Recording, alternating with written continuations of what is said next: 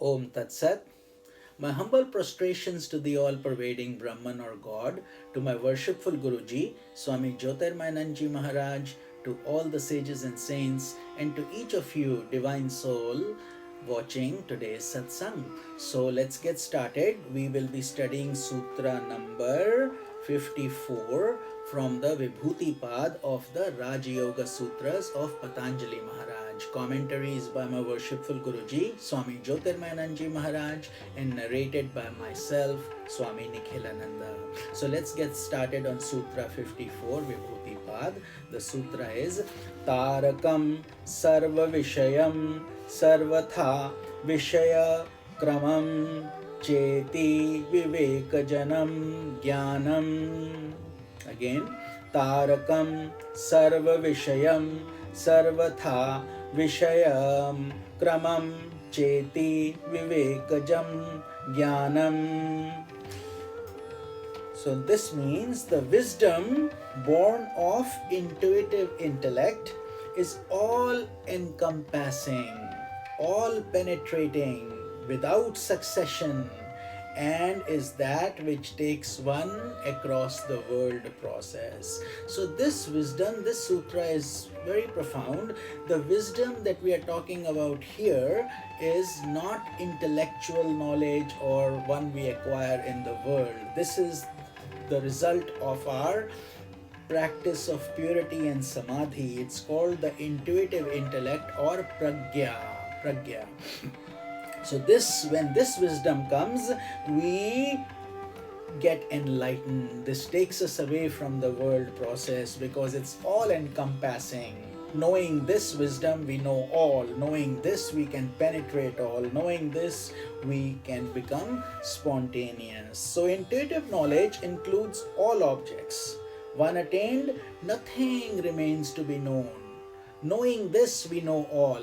And this is why this process of self-realization becomes so important. In order to connect to God, we continue to purify. So first we purify and then we realize. Further, such knowledge is a complete knowledge of all that exists.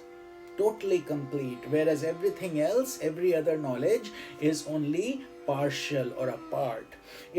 It interpenetrates the depths of the object. So, as we have covered in the previous sutras also, it is able to look at the jati, dharma, lakshana of the object itself. So, it penetrates it. There is nothing more to be observed or interpreted.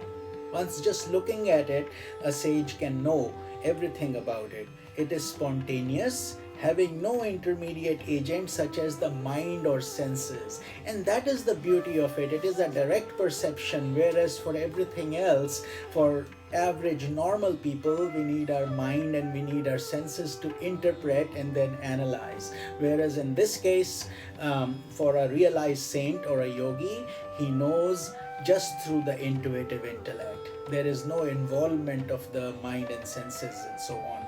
Such knowledge takes one across the ocean of the world process into the state of liberation.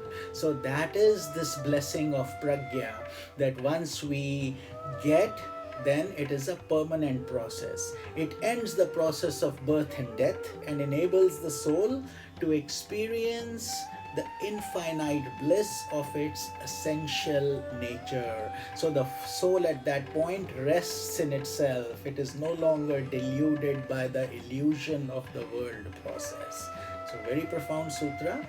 And then the more we start applying these in our daily lives, the more we start meditating and contemplating, we are then getting closer to this goal that we are aspiring for. And tomorrow we will be covering the last sutra of the Vibhuti Pad, sutra number 55. So those of you who are regularly following it, very well, nicely done. And if you have questions, please feel free to follow up, ask.